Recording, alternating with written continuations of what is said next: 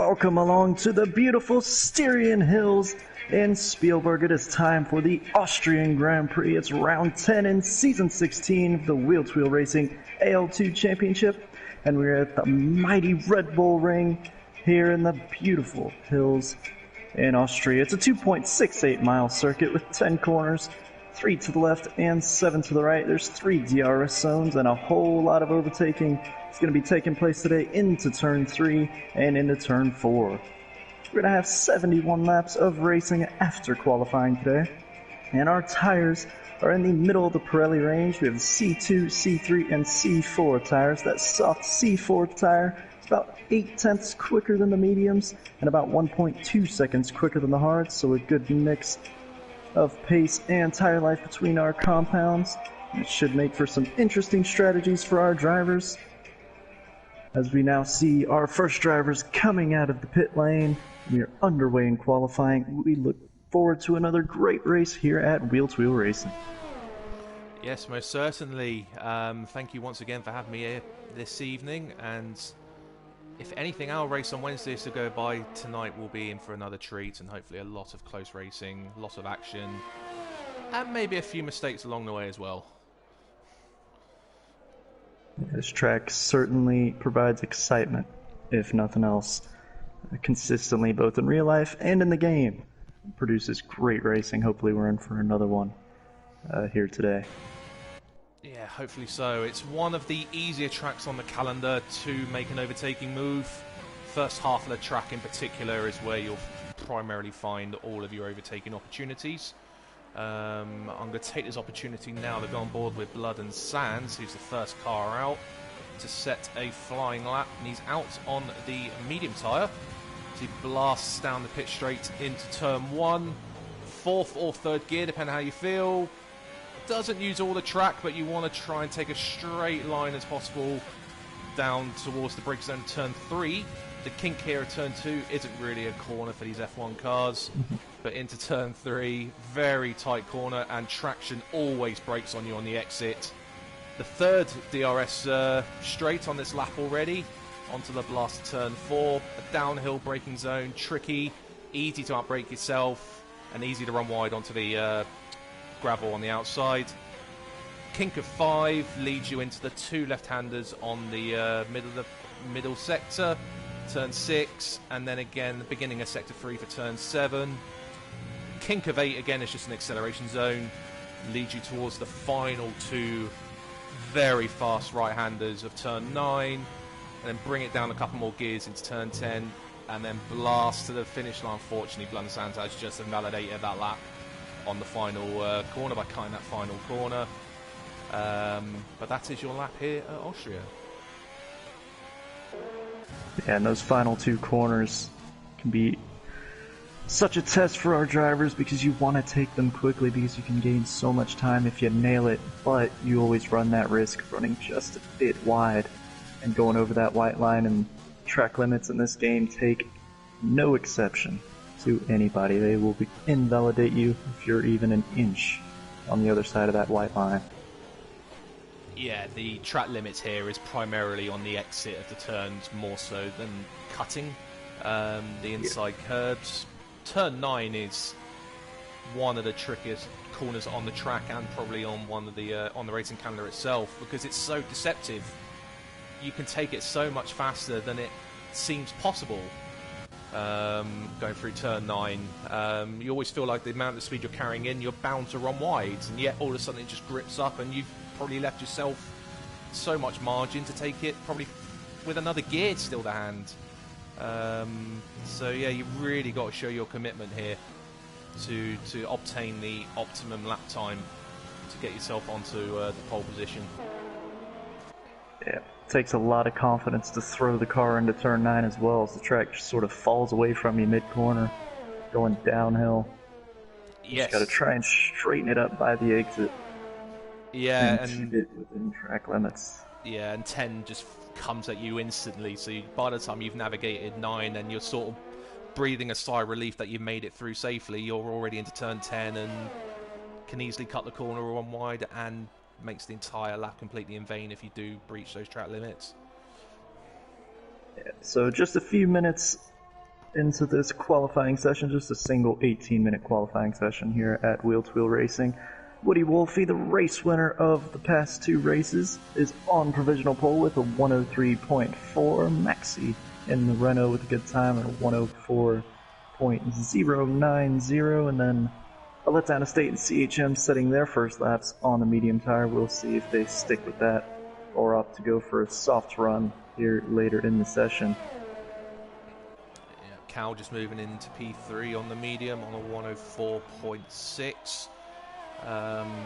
But that's a 1.2 off Woody on the slower tyre. The delta isn't as big as that, so I don't know if that's just maybe a banker lap there for Cal, just get a lap on the board, or whether there was a mistake there that I didn't quite catch because I didn't go on board with him until halfway around the lap. But I would personally say there's a bit more time there for Cal on those mediums. Yeah, as you say, only 0.8 delta between the soft and the medium when they're both fresh, as they are here in qualifying. So maybe a bit more time for Cal to find if he wants to go back out on those mediums. All depends on what strategy he wants. Of course, only have that one set of mediums here in qualifying. The one benefit of a track like this as well is with it so short and tyre wear is relatively low, you can do multiple runs and not take too much out of the tyre as well. So getting the first lap a little bit wrong isn't the end of the world here. You can do a second run if you can keep the tyres in shape. Yes, and we saw Xerxes in the Red Bull go third fastest, also on the medium tyre. Good lap from the Red Bull man, and he has a little spin coming out of turn 3. As you said, on our first flying lap of the session, the traction on the exit there can just disappear at times, and he got a little taste of it there. Yes, and I don't think that'll be the last we'll see something like that either. Just watching old Dads finish up his lap. It's going to be about, 5th position just behind Cal. Also on those mediums. But a lot of the drivers preferring the medium tyre of choice at the moment.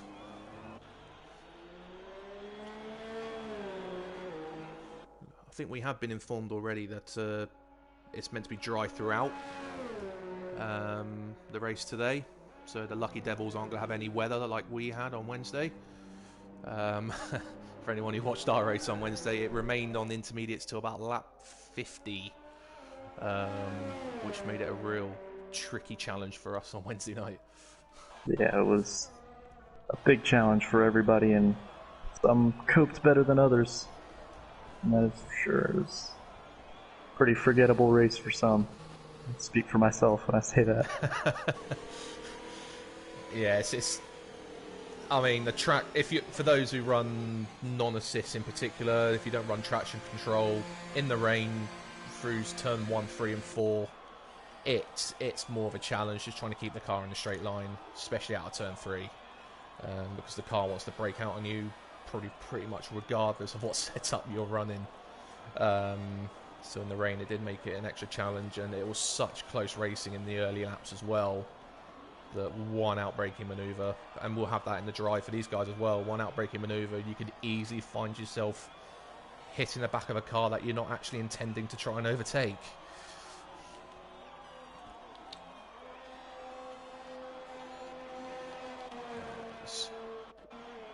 Little lull in the session at the moment as everyone, bar Dino coming out the pit lane now, everyone else is back in the garage, sort of reviewing their lap times and getting ready for a second run, and then maybe even a third run at the end of the session if they're wanting to use up an additional set of tyres. Yeah, it can be awkward sometimes in qualifying here. We have an 18-minute session, and lap times are so short, so quick around here, that if you want to have fresh tires right at the end, which is where the track is in the best condition to set the optimal lap, you might find yourself just sitting in the pit lane for a few minutes here in the middle of the session. I think that's what we're seeing with most of our drivers. Oh yeah, most definitely. Unlike tracks like, Spa and tracks where lap times are over a minute 40, those tracks, you just don't have the opportunity to sort of have a 2-minute, 3-minute break between runs to review what you've done. You've literally just got to come in, put a new set of tyres on and go out. Track like Austria, you have that luxury, in a way, to just kind of have a look at what's going on and then kind of react to it if need be. So it gives you time to just sit in the pit lane and have a look what's going on out there. Yeah, and our drivers will have access to all the lap times and sector times, as well as tire information that might help them out for the rest of qualifying and for the race ahead. So, invaluable time for our drivers in the pit lane, as well as just to get their mind right personally, whatever they need to be doing before they go back out. Yeah, the one thing obviously they won't be able to do too much of is obviously modify setups with part firmly on. They'll be limited to front wing angle, on throttle diff in particular. Very few limitations you can make changes on once you've uploaded the setup and left the pit lane. So what they tend to go out with is pretty much what they're stuck with. So yeah, they're not in there making modifications. They're just there using up time, really. Now we do have a few cars out on track, and the man who is currently on the front row in the Renault, Maxi, coming around turn 4 on his second run. He's got a fresh set of softs on there. He's coming downhill now into sector 3. It's a purple sector 2 lights up on the track map. There's a 6/10 gap currently between Maxi and Woody on the front row. We'll see if he can close up that gap or maybe even jump the Racing Point man and grab provisional pole, but... Oh, he's out of fuel. I think he's out of fuel. Yeah, he just lifts off before the line, and fuel lights unclear on, as to why, but... Yeah. The fuel light's on, so that's maybe what made me think he was out of fuel, but clearly not. But he hasn't. Oh, and Old Dads puts it on the front row. And that's the third lap on that set of softs as well. So that just shows that these tyres do hold on for a good few runs. And I think that also shows that there's some more time to be found there for Old Dads if he can come back in and go out on a fresh set. There's another couple of tenths in there. He might be challenging Woody up there for pole. Great pace from Old Dads. Yeah, very good pace, and he has got the time. 5 minutes to go, so he can easily get into the pit lane, put a new set on, and do a couple of runs on another set if he wants to.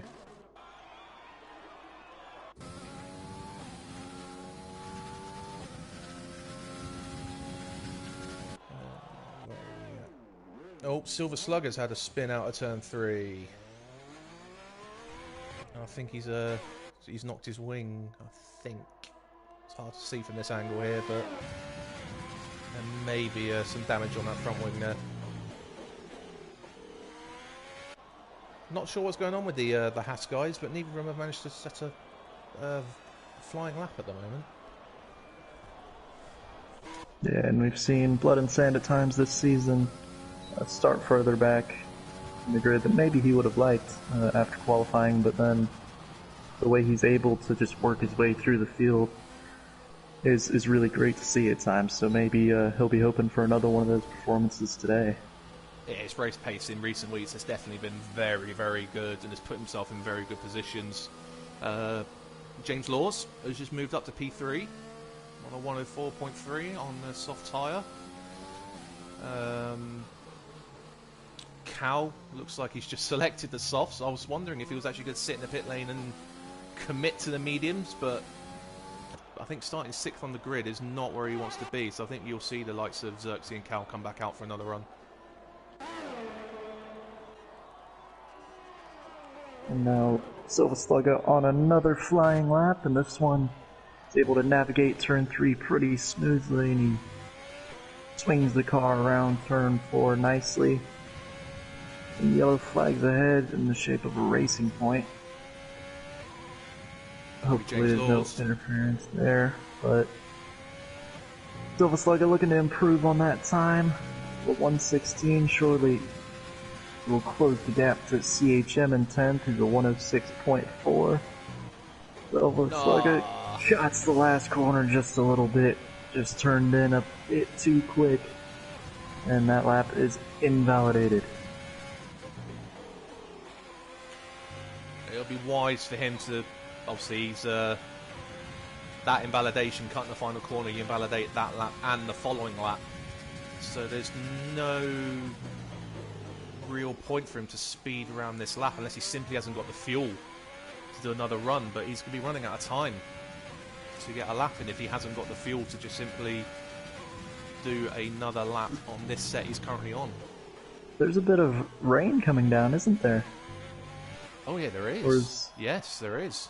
Very light rain at the moment, but as we said earlier, some drivers may be wanting to wait the last couple minutes of the session because normally with track evolution, that's when the track is at its best.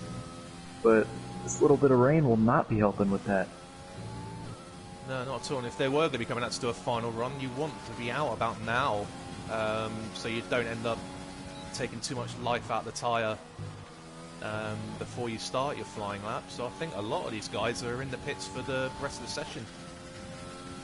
Yeah, maybe they saw a bit of that weather and decided it's not even worth coming back out. Well, track conditions as they are. Woody's showing that the track is still there at the moment. He's just gone 0.02 quicker in the first sector than his previous best, and he's backed out of it. Maybe he didn't have the traction out of 3.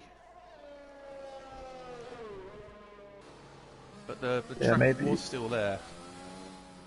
Maybe it just crossed his mind looking at the track map and seeing that his pole time is going to stand, so he might as well just save these tires quite possibly for the race. He's got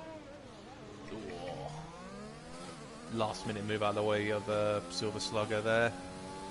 The only 3 cars out on track at the moment, and Silver runs wide out the second to last corner.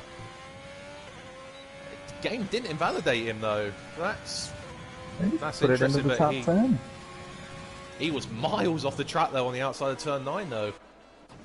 It is interesting with this game. Sometimes if you go way off the track, it might just think, well, no way you could have possibly gained time by going that far off, so it doesn't penalize you, but anytime it seems to be marginal, it doesn't hesitate to invalidate your lap. But luckily for Silva, that lap time will stand and he moves himself into the top 10.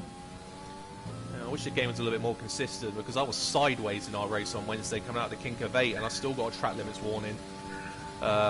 So there is obviously the odd consistency issue with the track limits on this game. It mostly you don't tend to see too much difference between drivers in terms of how far you go off to get a warning, but when you go that far wide, as you say, it sometimes deems to think that you've not gained an advantage even though you're actually going to improve. But that's the end of our quali. Yeah, that is that. Nobody else on a flying lap at the moment. Checkered flags out. And it is Woody Wolfie, the man on form, who takes pole in Austria. Starting on the front row with Old Bads in the Ferrari. Maxi in the Renault, starting third, and then the first of our medium runners after that qualifying session will be James Laws in fourth, followed by Xerxes, also on the mediums. But Cal, not sure if he set a lap on the softs. I think he'll still be starting on the mediums in sixth. And we have Dino in seventh, Prev and Ferrari in eighth, Letdown Estate in ninth. Silva Slugger rounds out the top 10 on his soft run. And then it is CHM in the Mercedes. We'll get a free choice of tire in 11th. And so will Blood and Sand in 12th, having not set a time. Yeah, maybe Blood and Sand thinking not setting a lap time on the medium, it wasn't worth starting on the softs in his opinion. So he just decided to sit out the rest of qualifying and get that free choice in the race. Yeah, and both him and CHM, the only drivers on the grid that'll have a free choice of what they start on, and that can be a big advantage depending on how the race goes. Be on fresher tires than all those guys in front of you. Yeah, you do. You just got to try and keep out of trouble out the first few corners here. Make sure you don't get caught up with anything in front of them if there is any collisions or carnage that may occur here, which is quite common here as well.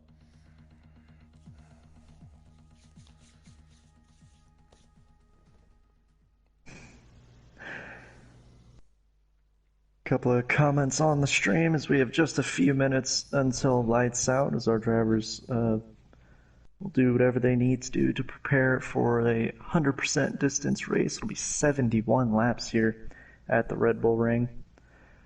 Bloomstar 1986, the legend, saying good luck everyone, and James Anderson saying good luck Callum, and I believe that is his teammate in the McLaren who's not able to be here today, wishing Callum good luck. And then Xerxes saying Silva has his own track with that going wide at turn 9. Track limits don't apply to him, according to the game. But yeah, it would have been more controversy if they actually gained more positions out of it, but yeah, I don't think it was too much in that really, other than just yeah, running wide. He wouldn't have gained any time out of it.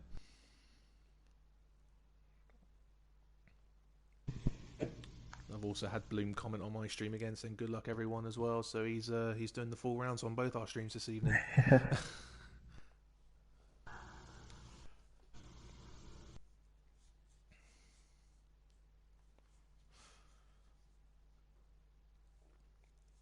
now Go on. I was just gonna say, speaking of Bloom, this is usually the time where he likes to run through the drivers and constructors standings. So we have Cal in the McLaren leading the drivers championship by 73 points. He's got 281. His next closest rival has 208. So Cal leading the way with Woody Wolfe closing in the last couple of weeks with those race wins. He's on 208 points. And then third, we have Xerxes. And then Sega to Cause in fourth. Old Dads is in fifth. And then James, the other McLaren, is sixth. Prev in seventh. A Letdown Estate is in eighth. Blood and Sand is ninth. CHM 10th. Maxi in the Renault is 11th. Dino 12th. James Laws 13th. Silva Slugger 14th. And that rounds out our current drivers' standings.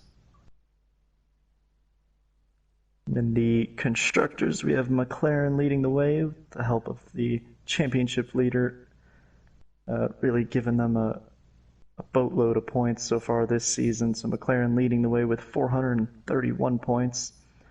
Big gap to Red Bull behind. They're on 303 points. And then close behind them is Ferrari with 300 points. So just 3 points difference between second and third. And then Racing Point in fourth with 236 points, followed by Williams with 159. Haas close behind with 154. And then Mercedes are seventh, followed by Renault and AlphaTauri. So not really any battles at the top of either championship, but there is close battles throughout the midfield in both. So definitely some championship battles we'll keep our eyes on as we get toward the business end of this season. Yeah, should be exciting to see how things play out. The main one in constructors for AL2 at the moment is the battle for second between Red Bull and Ferrari, with those just a couple of points between them. That is going to be a battle that will go on throughout the season. I kind of jinxed Ferrari last week, saying that they had an advantage to pull that gap back, since they had 2 cars to the Red Bull's 1 last week at France, but unfortunately the Ferraris didn't end up having the best races, and a few people said it might have been down to my comments throwing a Murrayism in there, so I will not I will not make any predictions this week so I don't upset the apple cart.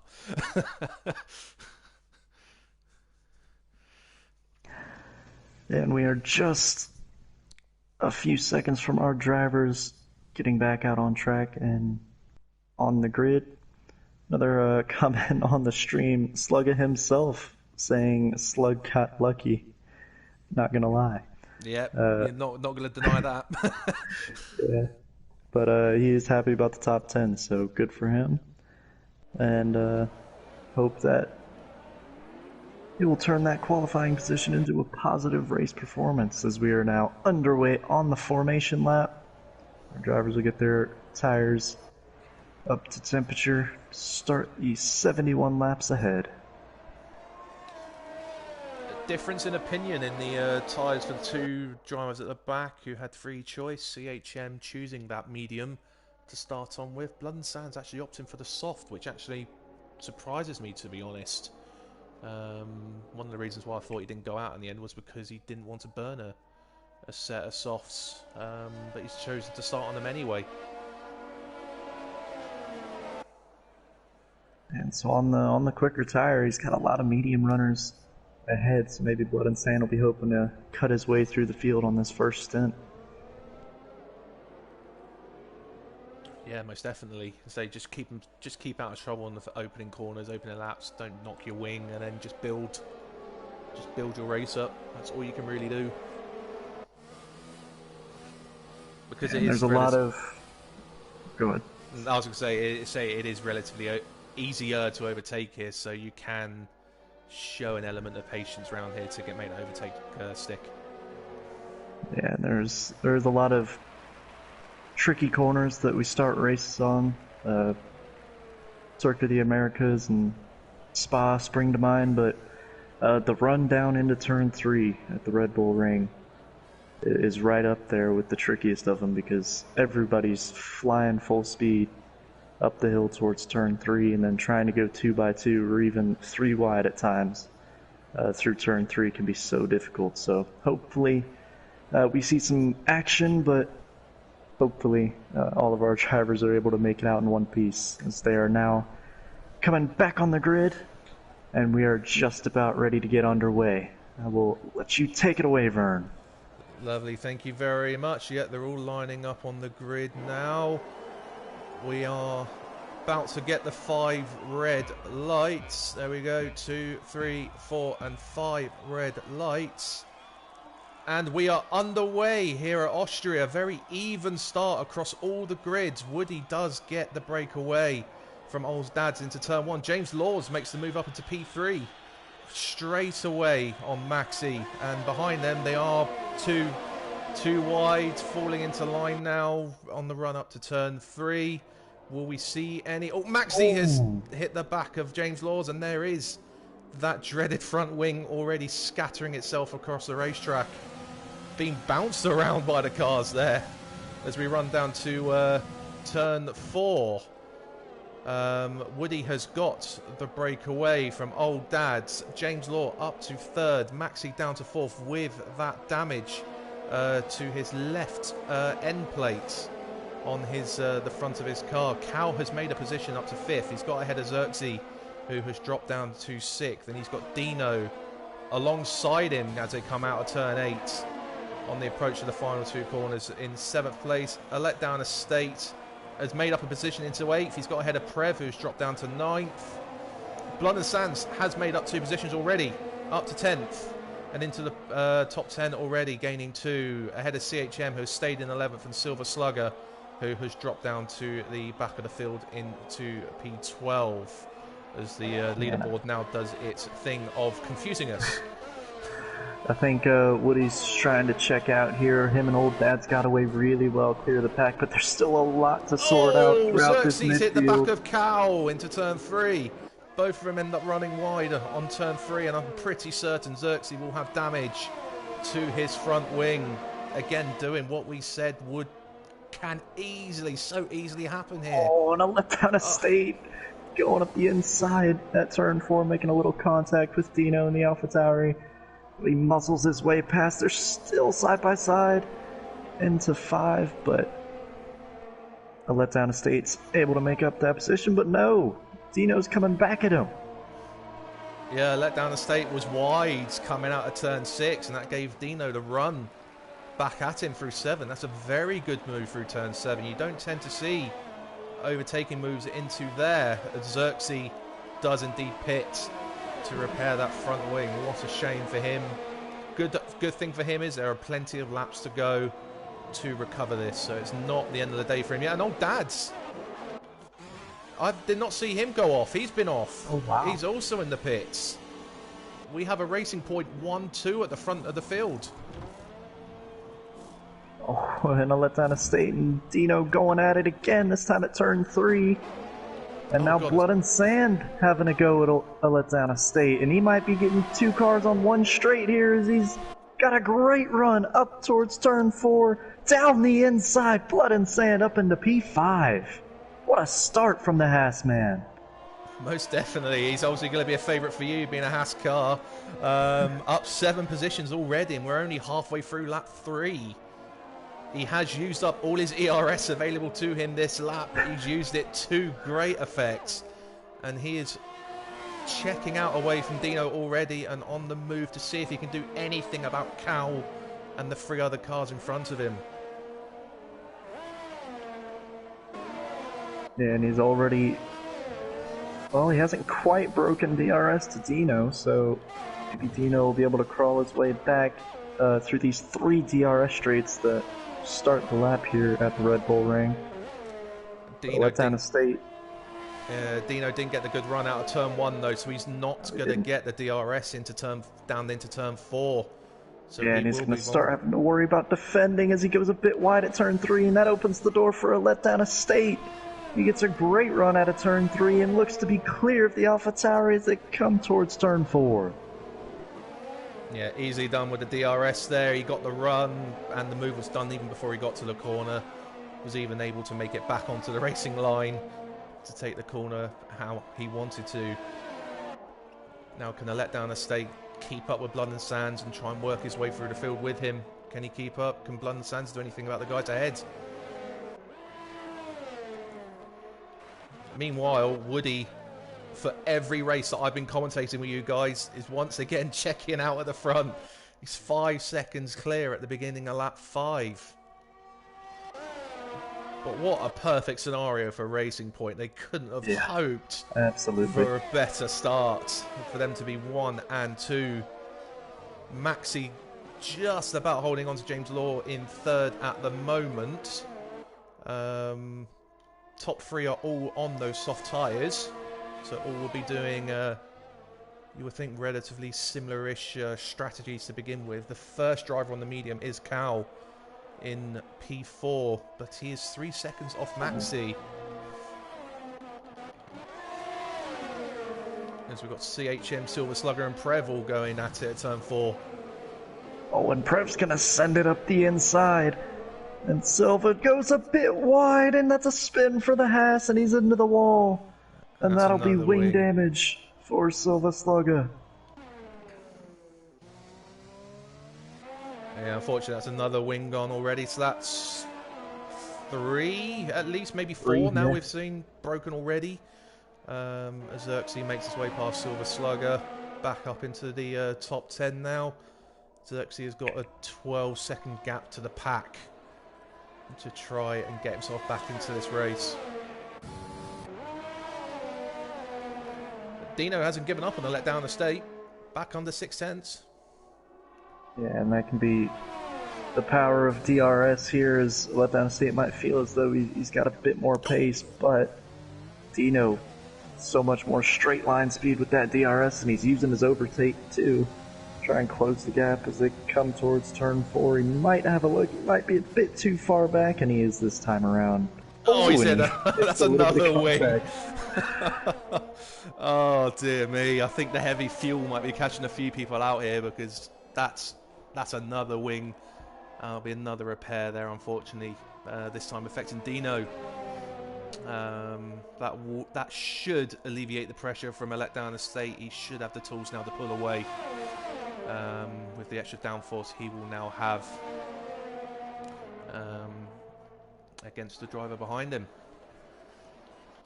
Yeah, now Prev inching closer to the back of CHM. He's going to get a triple dose of DRS here if he wants it, but he might try and make the move down into turn 3 before that third DRS straight. We'll see who gets the better run out of turn 1. CHM gets a great run, and we know he likes to run low downforce and has great straight line speed. And he's through turn 2 and into turn 3 before Prev can make up any ground whatsoever. Yeah, one more DRS straight to try and get past CHM here, but once again, as you say, CHM were great straight line speed, and he's not using his overtake either, so that's generic top end speed that Mercedes has currently got. This is not going to make it easy at all for Prev to get by. He's got to look at either a lunge or try and get the traction out of one of the corners to make a move. It's Maxi into the pits already. That's an early stop. Is that front wing or is that just strategy? Oh, it's a front wing. There is a front wing change, wow. So that is 4 or 5 now drivers that have needed a wing change here in the opening 8 laps. Onto the medium, but again he's now going to find himself behind Xerxes, who lost his wing earlier in the race. So again, got to play catch up now and just hope to recover as many points in the in this race today. Woody's Decent. I was going to say Woody's nearly 10 seconds clear already.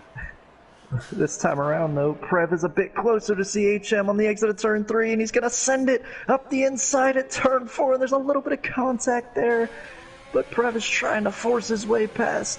CHM not giving it up easy as they're still side by side down the hill through the next left-hander, and CHM pulls off some brilliant defending and keeps 7th.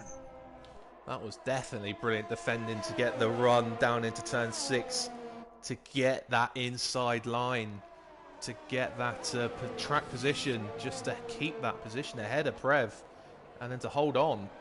Absolutely great driving there. And so I think we saw while that was going on, we had Dino get the first penalty of the day. Now Prev still right on the back of that Mercedes. He's got a lot of overtake to work with, much more than CHM in front. He's often not to use it. He might just try and get a run down into turn 4 like he did last lap, but this time it's a much better exit. Oh, Xerxes spun in the back round. Oh. Xerxes was right on the back of Prev coming out of turn 3, and he's lit the rears up and round it went. And that's let Maxi through, and Xerxes once again have to rebuild and catch the pack up again. Lots of little errors, a lot of drivers seemingly struggling, it looks like, on this heavier fuel at the moment.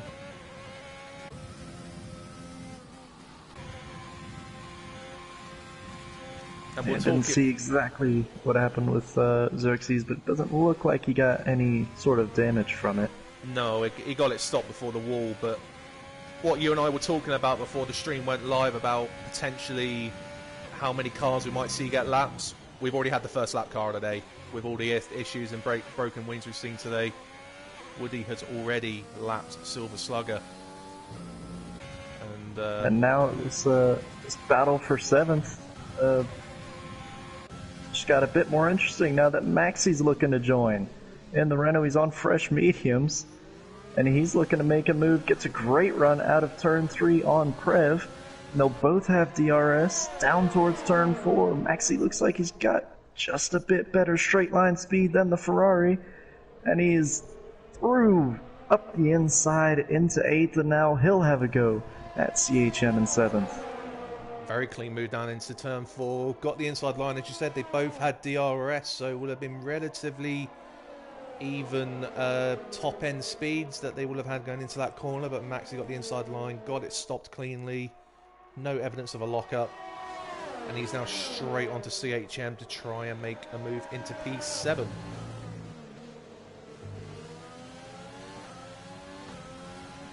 He may have a look into turn 1.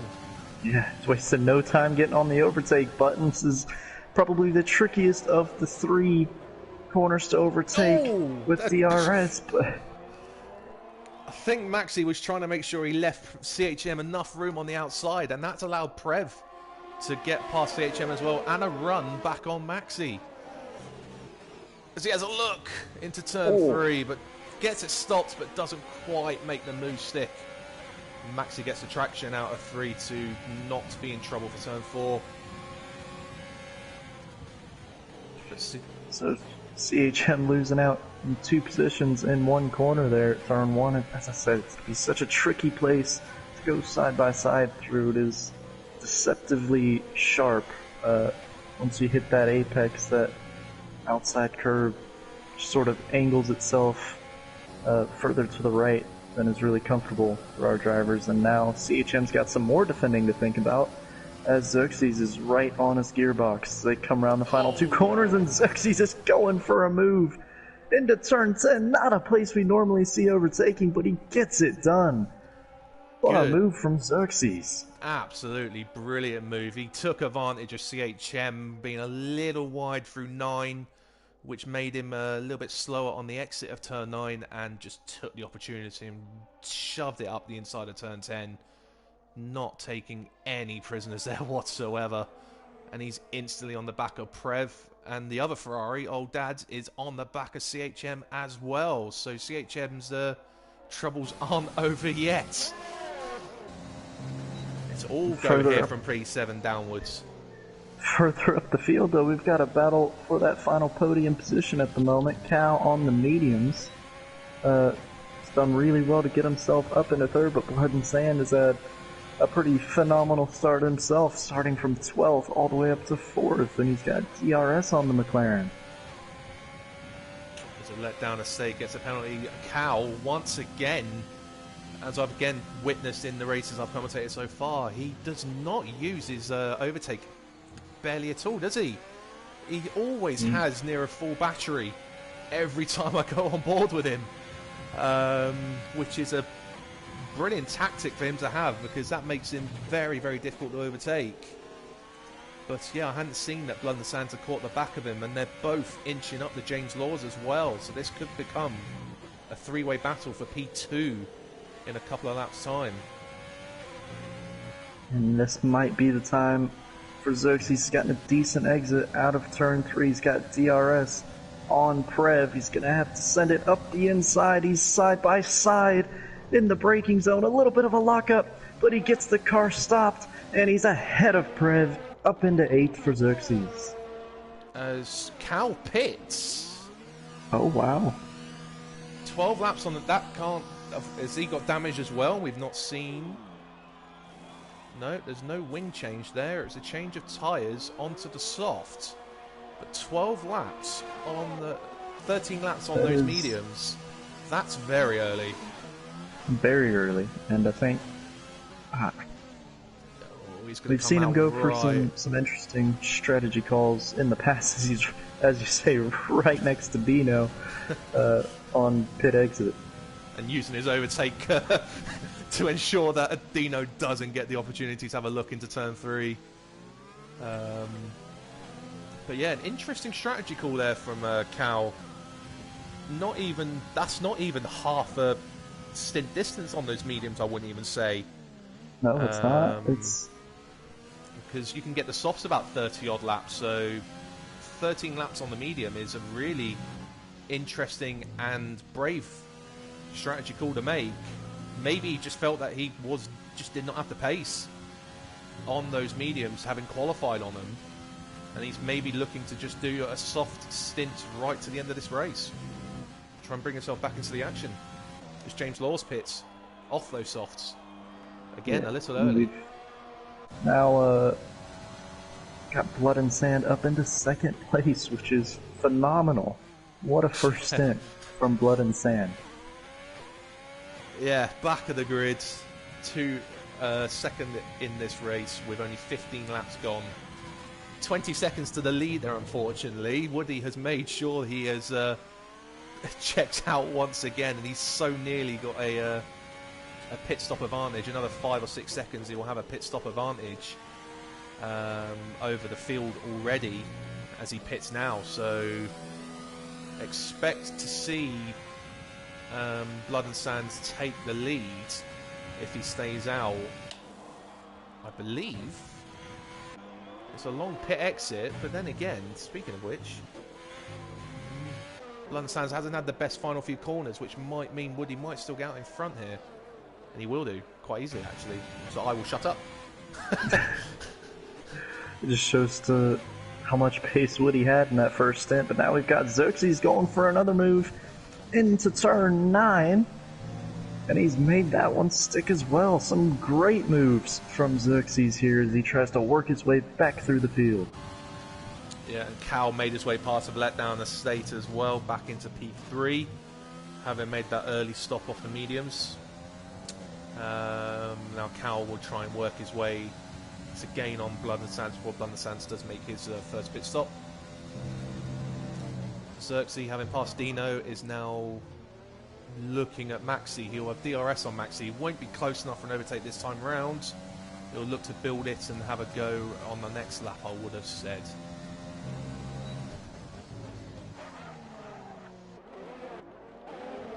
And now we're starting to see a wide variety of strategies coming into play, whether it be from starting tires or early pits for wing changes. There's a huge mix of strategies that are... I don't think any two drivers are on the same strategy at this point. Pretty crazy seeing all those differences. Yeah, once again, it's a little bit difficult to actually follow and find where people are on their strategy. We're starting to see some penalties build up as well. So at the moment, we've got a letdown estate, Old Dads, Dino and Prev on 3 seconds worth of penalties, and Silver Slugger has built up 6 seconds already after 17 laps. As Xerxes does make that move on Maxi on the approach to turn 3. Yeah, nice and easy. Blood and Sands Got it done. left. Oh no. No. That just looked like just a generic disconnection, but oh man. It's very unfortunate after the start he's had. Hopefully he can get himself back in that car quickly and not lose too much time, but that will allow Cal to close that gap down a lot quicker than it would have been at this point in time. And meanwhile, James Law's getting himself a bit further back up, getting past the letdown estate. There's a 15 lap difference in those tires between those two cars, so James Law is feeling a lot more grip and having that bit more pace. But letdown estate is not going away. He's going to have DRS, and he's right on the back of him with a full bank of overtake. And he might have a go up the inside as they climb the hill towards turn 3. James not giving up around the outside though, and holds it around the outside. And I think, interesting enough, the game decided not to give either of them DRS on the run down to turn 4. They must have been identical over the detection point.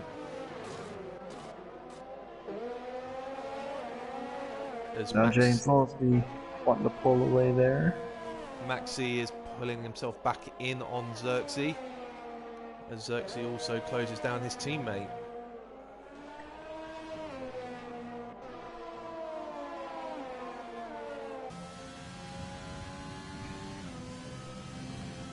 Yeah, we'll see how the Red Bull pit wall plays this. If they give a little team orders here, or if it let down a state. We know he doesn't mind battling with teammates. Last season we saw him and his teammate, the retired legend Dastardly, when they were at Ferrari together. They had some great battles last season. So we know he's not going to back down from his teammate. We'll see how he approaches this one as Xerxes doesn't go for a move into turn 3. He's got to be careful. He was lifting very early on the approach to turn 3, and that nearly let Maxi have a way back by. So he's got to be careful if he's trying to play the team game of staying behind a letdown estate for the time being. Because, yeah, if he's not careful, Maxi will try and capitalise on these Red Bulls seemingly holding station for the time being. Yeah, Renault is ready to pounce, and Xerxes is just getting closer and closer every corner to his teammate. There's a letdown. The state seems to be letting him through now, actually. Yeah. A little bit of team orders there. Probably the right thing to do with Xerxes being on the softer tire. And So that's CHM. Yeah, CHM has had a spin coming out of turn 3. Yeah, one of the most difficult places on the calendar to get that power down and get good traction on corner exit. Now we have Maxi making a move, getting past a letdown estate, up into 6th for the Renault. One of the easier moves we'll see today. The move was done even before the corner. That just shows the power of that DRS. Everyone from 7th down, currently running around with at least 1 penalty as well. So they are starting to build up, unfortunately.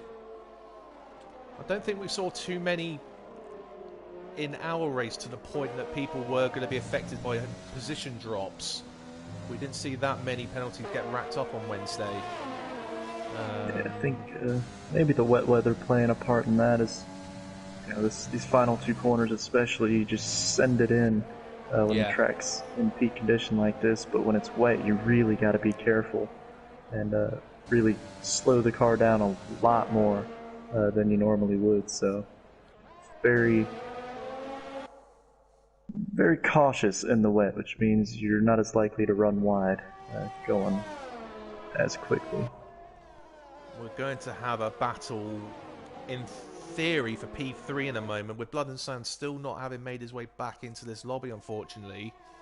It's going to mean James Laws is about to take P3, but James Law has got Xerxes and Maxi catching him quite quickly at the moment.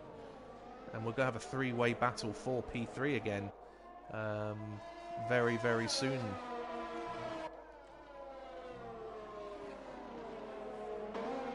Oh, and old Dad's just going around the outside of a letdown estate through turn 6. Another place we don't normally see overtaking, but old Dad's on the softer tire, and we know he's got great pace and he gets that move done. Yeah, again, another very good move. Really showing there are more than just turns 1, 3 and 4 here to make those overtaking opportunities. Very unusual overtaking spots being demonstrated here today, as Maxi also now gets a 3-second penalty. I think he navigated Blood and Sand's ghosting car at turn 1, which may have slightly distracted him there. Ooh. A letdown estate fighting back at old Dad's though, and old Dad's is trying to get him right back as they come towards turn 4. Letdown estate has the inside line, just about gets the space, and old Dad's runs wide. Old Dad's tried to take the inside line into the corner. He tried cutting across, but a letdown estate just kept his nose there, would not let him have that luxury of turning in on him. And old Dad's unfortunately running out wide, which lets a letdown estate back through.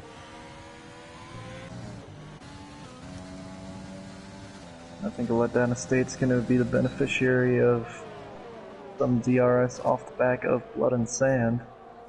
His AI-controlled car is going around very slowly, unfortunately, after the start that he had.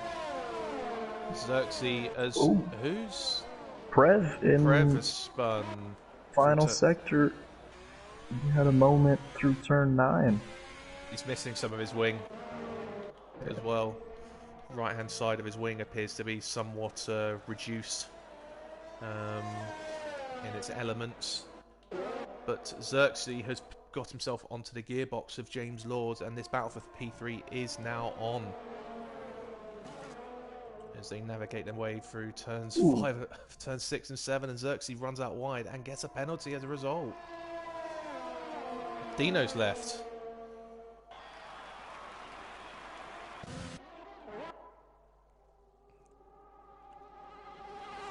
Couple of cars now disconnected from this race. Yeah, not something you want to see, but Xerxes not wasting any time going for a move into turn 1, but just has to give way. James Laws had the inside line, but lucky for the Red Bull man, there's another DRS straight immediately after, and that Oh! is James Laws into the wall. What a strange little incident there. James Law's car's just darted left into the wall, and he's broken his wing. Oh, as Maxi takes him down to the inside. What a shame. Racing Point were looking good for such a strong result with the combined two cars, and now James Laws is he's surely gonna have to box for a new wing. That was a very strange place to lose the car there, really before corner entry at the top of the hill. Just went straight into the wall. I'm not sure if he was a little distracted by the cars behind him as he struggles to make it through turn 9 and takes the adventurous line into the pit lane.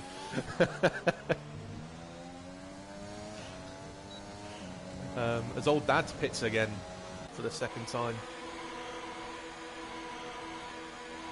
And now the only one who is yet to pit is the old veteran at Letdown Estate. Still on those same mediums that he started on. He's got himself up to 5th. They're running a pretty clean race so far. Yeah, he's just kept himself out of trouble. Looked after his car, looked after his tyres, and those mediums can go another 10 laps at least, you would say, if he keeps those tyres in check. And then have a choice of whether does he go hards and do a one stop or do just soft stints to the end on a 2-stop strategy.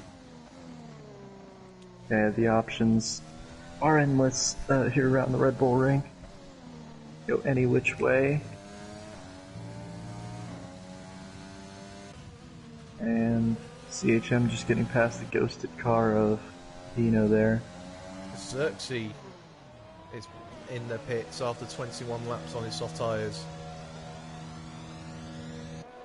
That is about a normal stint for the soft tires, I would say. So a good stint for Xerxes to get himself back in the race after having to have that early pit stop. He's right back in the thick of it now.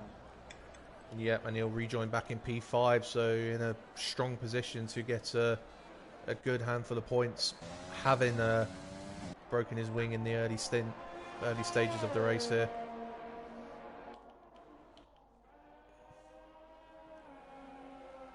James Laws now to get a penalty while he's trying to recover the time lost from that strange incident that cost him his front wing. Now only got, well, we've got the two drivers at the front, Woody and Cal, not on a penalty. Blood in the Sands isn't showing us having a penalty, but of course he's not here at the moment. It's his ghost card going around at the moment, unfortunately. But the two runaway leaders of this championship have equal distances to the car behind them, both 18.7, 18.8 seconds behind to the car behind them. So it's evenly spread out between the top three.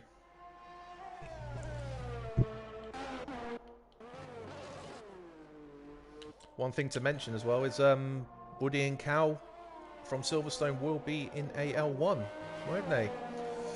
Yes. They're joining AL1 from Silverstone. They'll be teaming up together in the McLaren. I've kindly stepped aside to let them have their McLaren of choice. I've made way and moved into the Renault for the remainder of the AL1 season.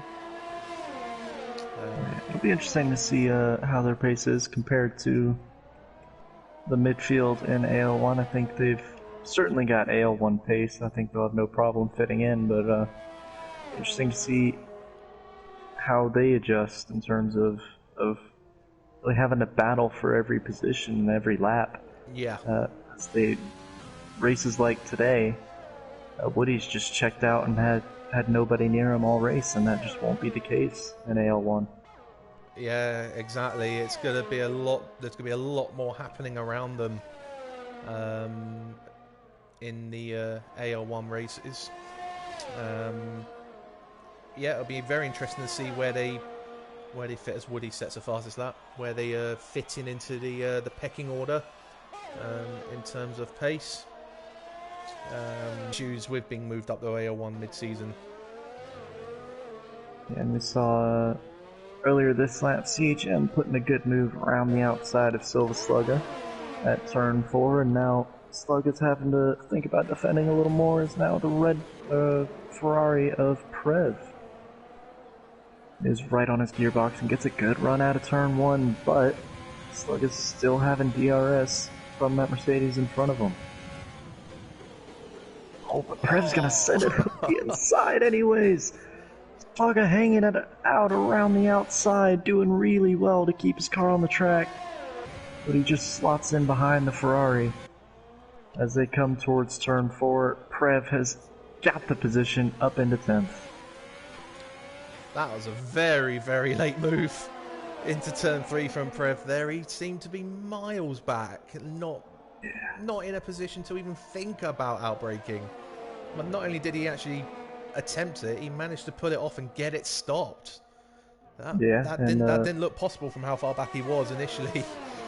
Fair play to both drivers there for Prev able to get the car stopped at such a tight corner, braking so late, and then Silva Slugger for being able to see the move and leave the space and also keep his own car on the track as well. Yeah, definitely. Great driving from our boys. You would not have been at all surprised with any driver to have not seen that move coming and just to turn in, as Prev now makes the move for CHM. The exact same corner 1 lap later. Just about gets his stop this time, but CHM is going to have a run back at him. CHM with a DRS. And CHM that's going to be in contact. Closes the door on him, and Prev goes round. Luckily, it wasn't a full spin, so it won't cost him too much time, but really unfortunate for Prev. CHM turned in, wasn't clear of the Ferrari yet, and just a little bit of contact sent the Ferrari into a little half spin. Don't think I saw any wing get broken there on the Ferrari. I think it was more wheel contact that he suffered there, but yeah, not what he needs. Just looking to be making a couple of moves there to get himself into 9th place, which would have become 8th because the car ahead is Blood and Sand's Ghost car. So in theory that would have been 8th place. He would have pretty much taken there when everything fell in place. But he's got to regroup and go again.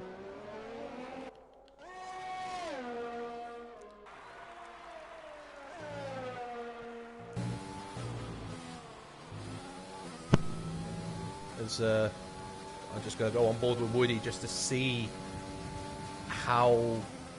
just how simple it looks for him inside the car. And there's no real corrections. He's not using all the track. He's just again making sure, because of the gap he's got, he's just making sure he doesn't risk any track limits. He's driving well within himself right now, and to still have that pace as well just shows the speed this guy does have. And we've got another battle between teammates here at Red Bull for the second time today. Xerxes has caught the back of his teammate, and for the second time today, Letdown Estate gets out of his way, being on the slower and much older tires out of the two of them. Yeah, Xerxes running wide out of 9 there as well, getting another penalty, which puts him on 6 seconds. Still those same tires for Letdown Estate, though. Great first stint for him. Yeah, he's definitely taken those tyres to the full capabilities of their stint length. Is that Silva Slugger that's spun? Yep, Silva Slugger's gone off at turn 4.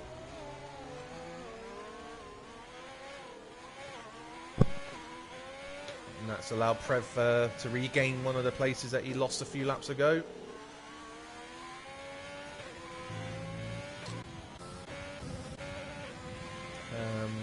Old Dad's closing in on a letdown estate as well. A letdown estate on those old mediums.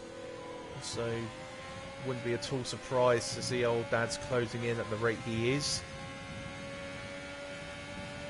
When does a letdown estate decide the pits? Surely you'll be getting to the point where there's just no pace benefit out of those tyres. He's just doing it purely to help his stint lengths later in the race on what I would assume now will be 2 soft stints. If he was going to go hard, I think he will have pitted by now.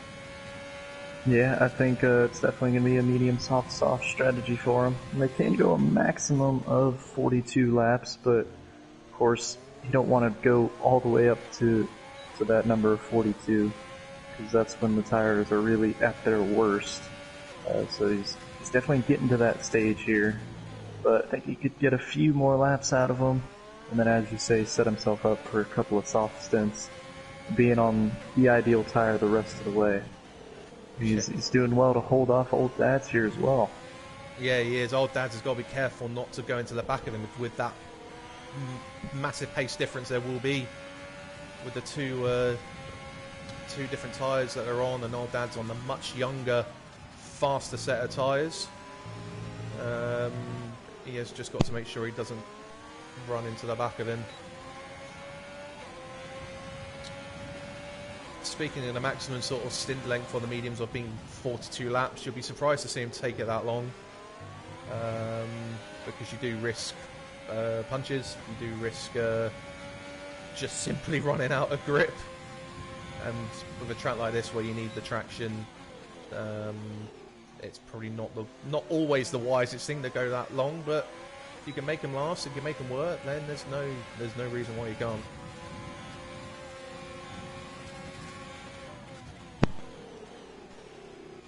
Ooh, Old Dad's having a look. He had a look at the inside, then had a look at the outside. Now he's squeezing his way through turn 5, and he is past the letdown estate finally, after a couple of laps of looking at that Red Bull gearbox, up into 5th for Old Dad's. Yeah, got the traction and used his overtake to get blast past him through the kink of 5 before the turn of turn 6. Which was a very good move. Letdown estate does continue though. How long would he go? He's got a gap behind him where he'll feed in behind James Laws. There is a big enough gap there to only lose 1 position when he does pit. And then he will have the advantage of being on the youngest tyre life out there, because I think Cal's just pitted for the 2nd time, so he's now all of a sudden on fresh softs again,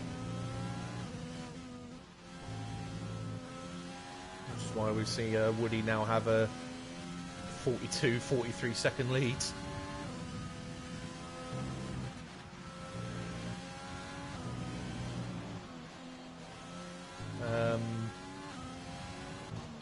All a little strung out at the moment. Not a lot of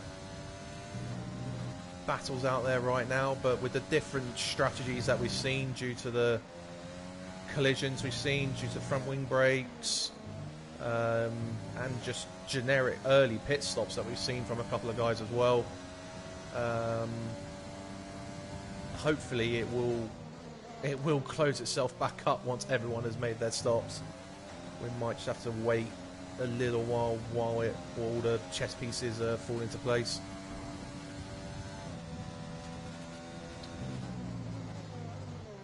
Yeah, letdown estate can't go too many more laps because those tyres just simply won't provide him the grip he needs.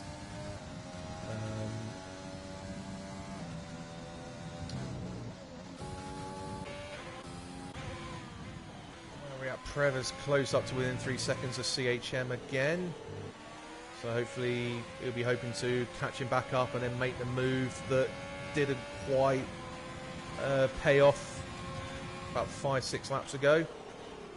So he runs it a little deep into turn 1. He's got Cal coming up to him to lap him. Cal letting off the accelerator a little bit to make sure he gets the DRS on the run down to turn 4. But didn't get it anyway. That's interesting. He was definitely behind him at the detection point, but for some reason the game didn't give it to him.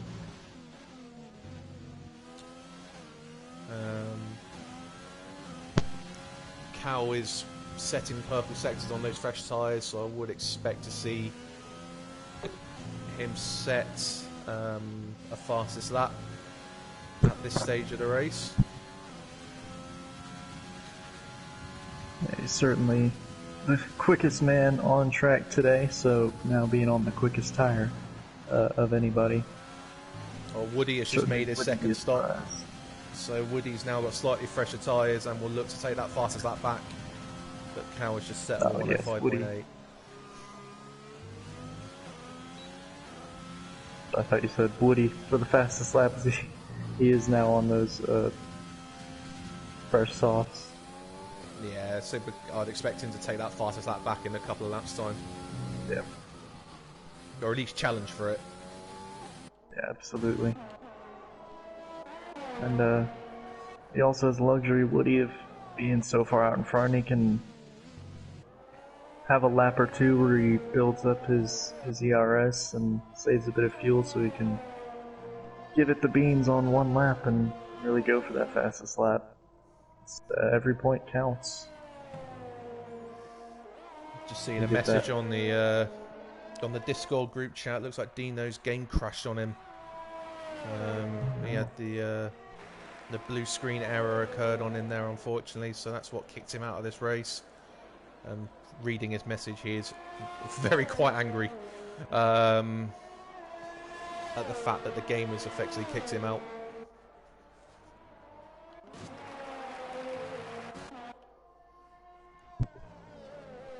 Maxi pits for the second time.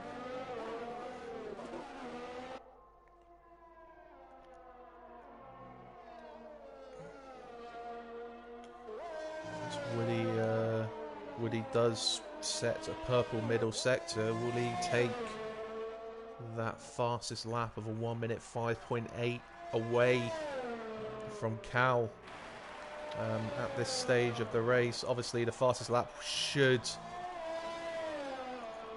get reduced further later in the race, and he does. It is 1 minute 5.6, about nearly 3/10 quicker.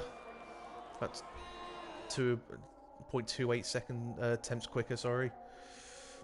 No, Maxi came out of the pits right behind it, left down a stay, but he's wasted no time getting clear of the Red Bull. Still on those same tires. I was going to say, incredible. I'm not surprised by how quick that was. That move was made. There's 38 laps of tyre life difference between the two of them. I mean, on Wednesday I took my intermediates 42 laps before I had to pit. But these mediums should not be really going this far. He's as you said, certainly getting the most out of them at this point. Both down the state and are fixing to have another little battle between Prev and CHM here. Prev has closed that gap to within a second now. Yeah. The one problem I let down the state has is, yeah, he's getting those tyres to last. The problem is his lap times at the moment are about 5 seconds slower than the leaders. So, although he's making them last and it may benefit him later on, he is losing a bundle of time right now. He's certainly a short-term loss, but hopefully what he'll be thinking is that it'll be a long-term gain, as he'll be able to be on fresher tires for the rest of the race. CHM clobbered the little raised curb on the final corner, and I was on board with Prev, and CHM was completely off the ground.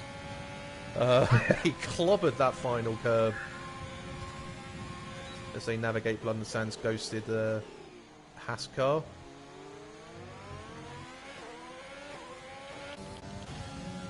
A bit further up the track, Maxi has got onto the back of James Laws. Maxi on those fresh mediums. compared to the old softs of James. Should make that stick. James isn't giving up, but just simply doesn't have the room to fight back. Yeah, Maxie had the inside line there, and seeing in real F1, driver who has the inside line doesn't often leave much room at all on the outside, but Maxie was comfortably ahead enough, I think, entitled to the racing line. So James Laws couldn't do much about it. No, at that point I think the corner had already been lost. It probably would have made sense for James to maybe concede that and then try and get the run out the corner to try and get him back into turn 4. But he didn't make that decision early enough. As a letdown estate finally pits. He's going very gingerly towards the pit lane. I saw a yellow flag come out in that area of the track. Not sure if he had a little bit of a moment. There is a wing change going on. He might have made a mistake coming into the pit lane.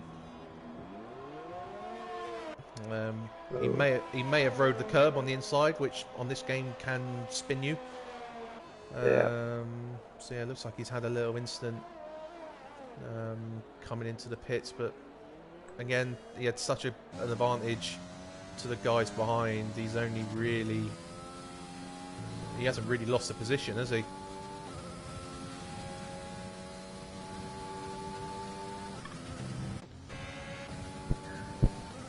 I'd say we see is that Xerxes lapping CHM and Prev. Yeah, I think Prev has taken advantage on Xerxes lapping these two, and Prev's actually got ahead of CHM while Xerxes was lapping the pair of them. Yeah.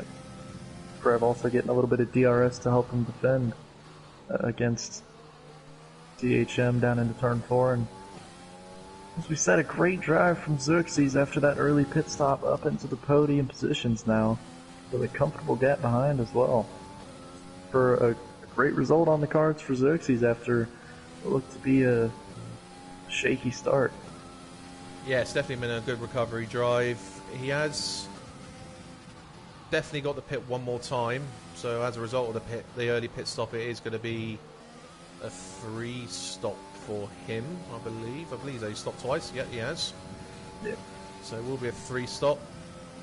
I think 6th place up, you're looking at a 3 stop for all those guys from 1st to 6th. The 7th down look like they're 7th to 11th, sorry, looking like they're going to try and do a 2 stop. And then Silver Slugger's already pitted the 3 times at the back, who seems to have had a few issues today. He's lost a couple of wings, and he's built up those penalties as well.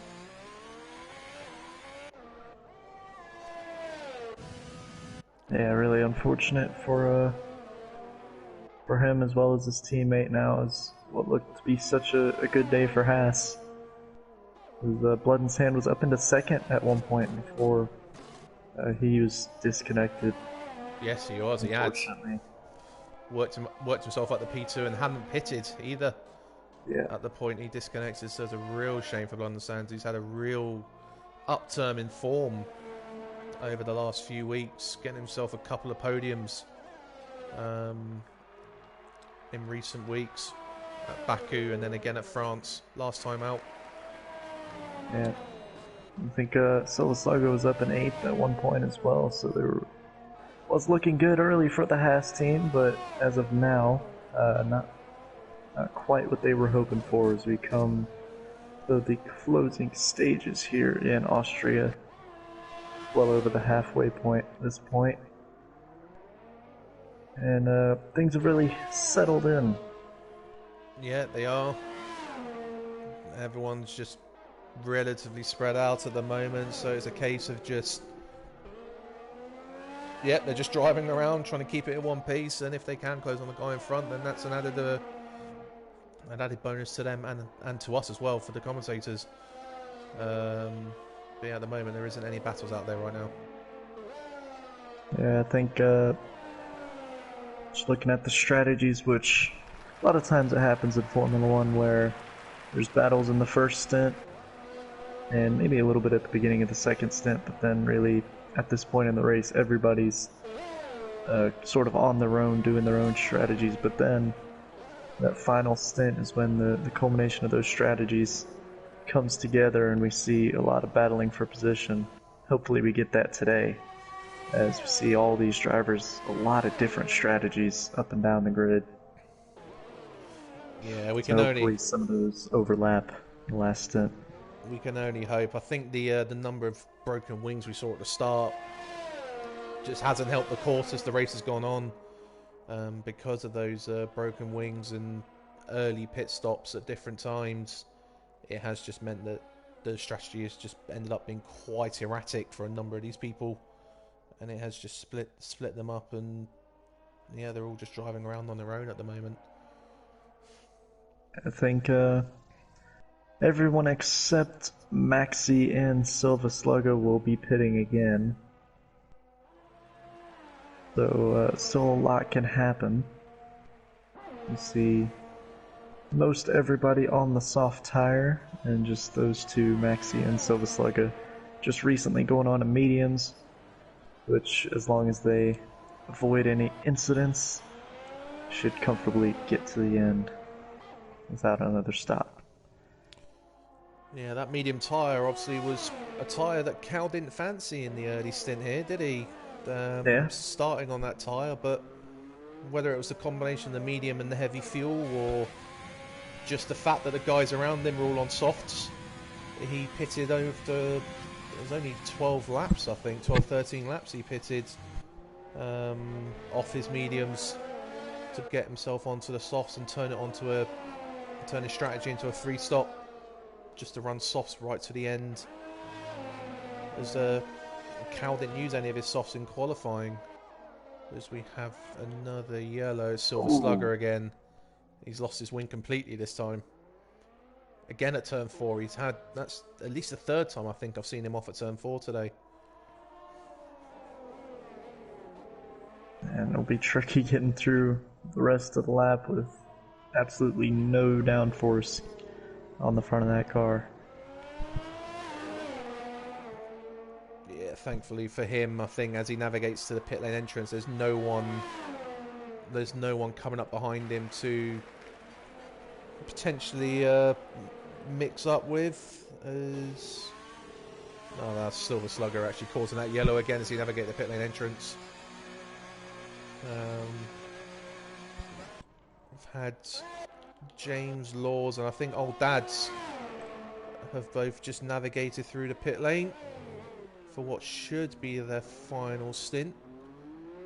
James Laws onto the softs, Old Dad's onto the medium. So different choice there. And Xerxes now making his final pit stop.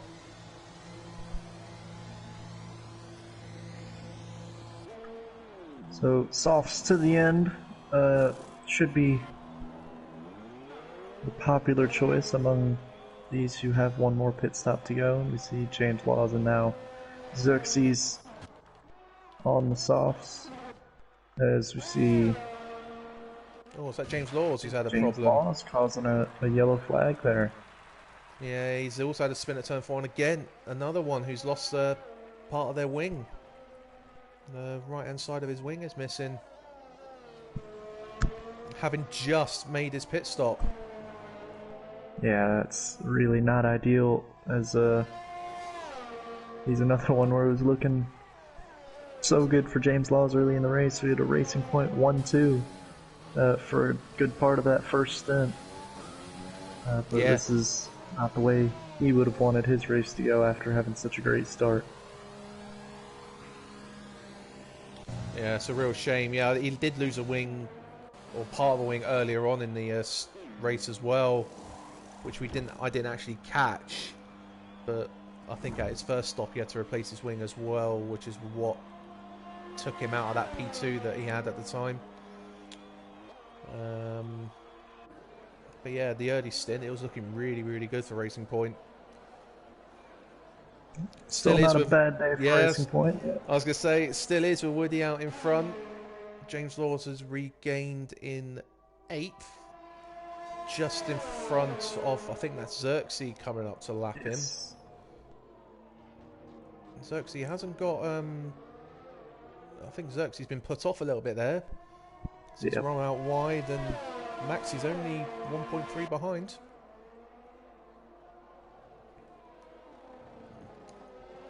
Xerxes is on the fresher tyres though, so Maxi would have to do very well to be able to capitalise on Xerxes. Yeah, hopefully the lap car doesn't continue to put off Xerxes. Although ghosting is on, blue flags are blue flags. Do want to get out of the way when you're being lapped, and luckily Xerxes is able to work his way through there in the last couple of corners. Is that the race leader behind? That's Woody behind them. Woody is nearly catching Xerxes in 3rd. He's miles ahead. And if there was ever any questions as to why Cal and Woody are making their way to AL1 next week, look no further than this race right here. I think you're seeing Quite why. Obvious. Yeah. Last week at France, I mean, yeah, I know it rained at the end of the race at France, but Blood and Sands, who finished 3rd, actually finished 2 minutes behind Woody, who won the race.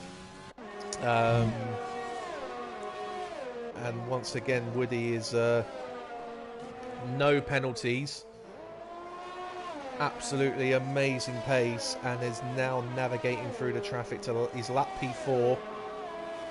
He's about to lap his teammates for the 2nd time,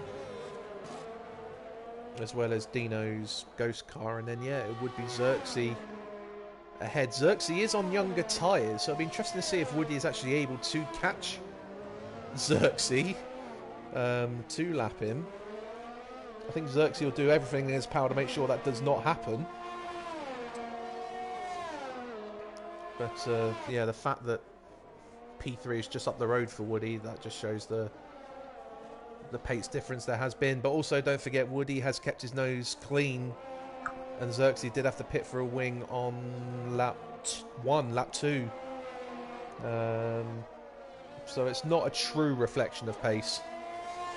Yeah, and we spoke a bit before the race as well that there's some tracks where Woody and Cal maybe aren't. There isn't a huge gap in pace between them and the rest of the field, but even when there are guys similar pace to them, the race pace and the consistency that Woody and Cal have shown throughout this season has really been unmatched throughout the rest of AL2. It's been really impressive. It's been really good to watch because my first commentary with you guys was at Canada, and Canada is notoriously known for a high amount of penalties. You can really rack up the penalties so easily, even when you're seemingly taking the racing line and driving properly. The game still decides to penalise you there. And Woody won the race quite easily. Again, he checked out at the start and just controlled it. And to not get a penalty around a track like Canada really just show the class of driver he really is. And he's really been a challenge to Cal in this championship. I think it'll be something to watch for next Wednesday for everyone out there who's been interested in this AL2 season so far and wants to see Woody and Cal fare in AL1. It's going to be really interesting to see them really being tested and pushed every lap of the race. And as you say, Woody, the huge gap, no penalties. He's doing it again here today. He did it in Canada, as you said. But it's looked so comfortable for Woody, and that's a credit to his pace and his consistency. But I think AL1 will be a great test for him and Cal, and it's going to be great to see next Wednesday. Yeah, it'd be interesting as well to see how these two work together, as these two will be teammates in the McLaren. So not only are they going to have a completely different approach with finding themselves within the pack in AL1, they've now, up until this point, they've been rivals. They've now got to completely change that and start working together and build up those race results.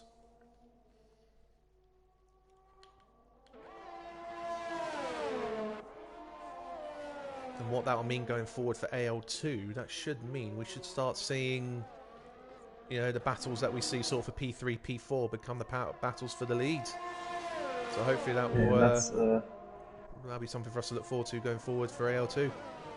What we saw last season, I think there was a point where we were like 6 or 7 races into the season last season and had a different race winner each race. It was that sort of competitiveness in AL2, and that's really what we like to see. And hopefully, as you say, we'll be getting back to that sort of competitiveness and fighting for race wins. Because after Woody and Cal, it seems to be somebody different every week challenging for that 3rd spot. So now we're going to be having those challenges for race wins instead of that 3rd step on the podium. It's going to make things a lot more interesting. It should be fun. Yeah, definitely looking forward to it. And as you say, it's not always the same person in P3. Some weeks, or some points in the race, I've had, you know, you have Xerxes up there, Maxi can be there, Old Dads, James Laws, Blood and Sand, Sega the Cos, you name it. There are a number of drivers there. Let Down Estate. It should open up to very exciting battles right through to the end of the race for the top honours, and that can only be more enjoyable for them, knowing that they can actually look at battling for the lead now. But I'd say for us as well as commentators, it will mean that we just got a lot more excitement to look forward to.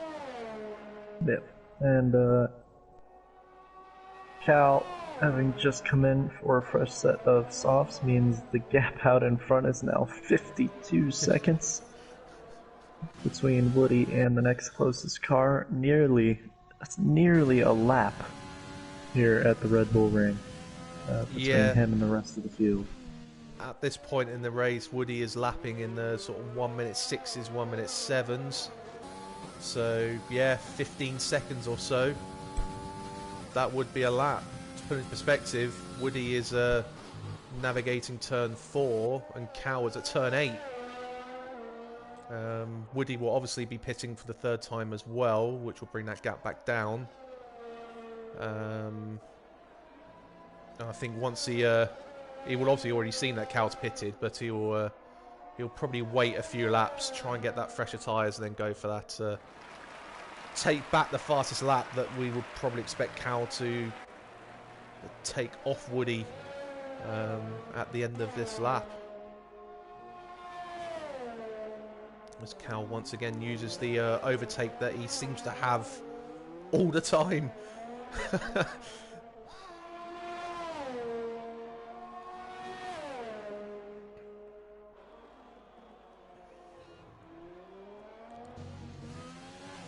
It'll be interesting to see those sort of habits that they've gotten into where, as you said earlier, it's a good strategy to be able to save up your overtake. But also in AL2, Cal has been allowed to save his overtake because he hasn't really needed it to battle with anybody for most of these races. Oh, as he gets, and now, a little out of sorts there through turn 9, but he's set the fastest lap of the race, 105.1. Don't think he was too happy with a letdown estate there. He seemed to sort of move towards him on the pit straight there, almost showing a little signal of intent of Oh, we nearly saw a repeat of James Law, I think, with Cal. His car seemed to dart to the left there for a moment. Took a little inhale of breath there. I think we'll see Woody come into the pits in the next couple of laps to react to not only Cal pitting, but also to react to get that fastest lap back. And I think there is time there still for Cal as well, considering he did go wide through 9 and 10 on that lap to set that fastest lap. So there is more time there if there is the tyre life available to him to set a further fastest lap. Yeah, and at this point of the race, this is the optimal time to be setting the fastest lap, having burned through all of the fuel that these cars started on. There's no refueling in Formula One these days, so they just start with a full tank. But as they get to this part of the race, that 100 kilos, 110 kilos, whatever they start with, is down to just a tenth of that. So it's a lot of weight lifted off of these cars, which means a bit more pace and fresh tires to go with it. Is the optimal conditions for a fast lap, which is normally why we see those purple lap times being set around this time. And we'll keep an eye out for Woody Wolfe when he pits, if he decides to have a go at it. Yeah, it's the more equivalent of the quali spec at this part of the race. Low fuel, fresh tyres. The only thing they don't have in comparison to quali is they don't have that additional engine mode. And they just don't they can't leave it in a hot lap mode because they don't have that setting available to them in the race. As Cal did go for the fastest lap again that lap around, but was 700ths off his best lap the second time around. So maybe the tyres just not hanging on for him.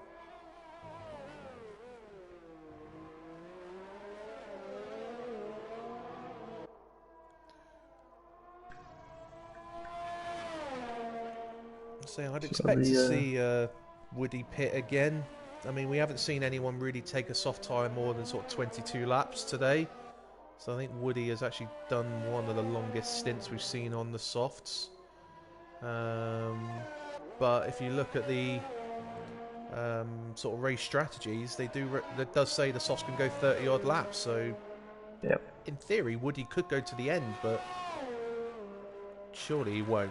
Surely he'll pit with maybe 5 laps to go and just go for the fastest lap, knowing he's got that gap, so he doesn't have to react into the pit lane so quick after Cal does.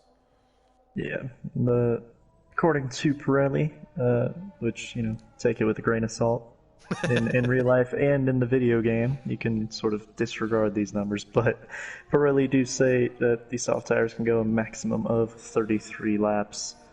So it is doable for Woody out in front, but as you say, such a big gap behind. As he pits now. Yep, and in comes our race leader into the pits. As you say, no reason not to go onto some fresh tires, have a go at the fastest lap, get that extra championship point. And he's still got a comfortable gap behind as he's coming out. And we'll keep an eye out on his next lap when he starts. That will be the lap where he'll be giving it the beans, going for that fastest lap of the race. The only real battle that we might see out there between now and the end of the race is, I've just noticed James Laws is getting onto the back of Prev for P7. There's 1.5 seconds between the pair of them.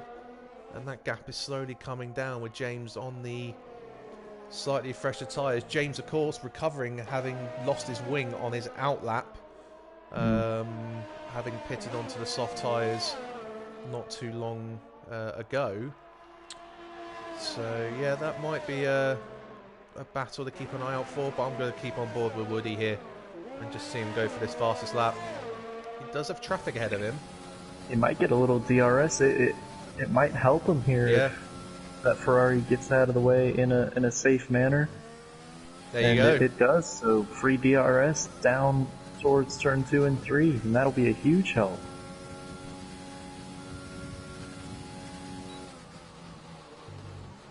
Purple is a sector purple 1. sector 1. So far, so good for Woody. Got the power down nice and early out of turn 3.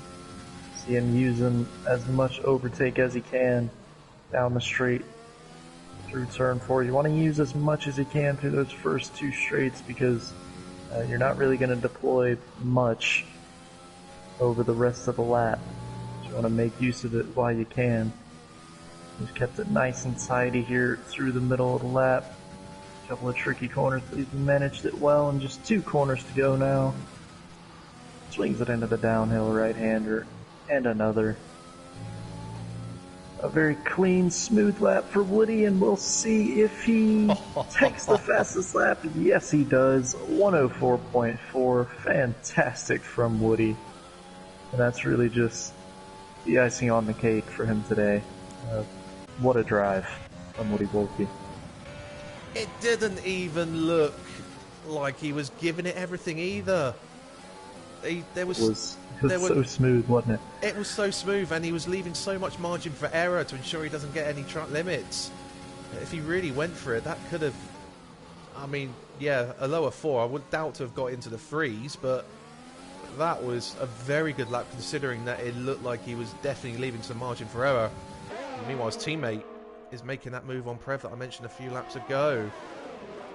Round the outside at turn 4. Prev sticks it on the inside, but James with that traction holds it on round the outside and has got the track position going into turn 6. James Law's doing what Alex Albon couldn't round the outside at turn 4. Even though it wasn't, completely Albon's fault, but well done for James Laws for making that move, because it can be a tricky corner to overtake round the outside. He did well there. Prev still might be in with a shout of keeping that position due to the penalty situation. Just go back to that screen. James Laws has 9 seconds. Prev only has 6, so if he can stay within 3 seconds, you just have a little over 5 laps to go here. So Prev will be trying his best to keep it in that 3-second window, and he'll keep 7th if he can do it. Yeah, that's the best he can hope for now, or he'd be hoping that, but James maybe builds up another penalty on top of that, just to give a bit more margin for Prev to try and keep hold of 7th overall. Everyone who has a penalty, we're pretty much varying between 6 and 9 seconds. CHM has got 3 seconds. Silver Slugger's got 18 seconds, unfortunately, but he's in 12th place anyway, so that won't... the position drops won't have any effect there.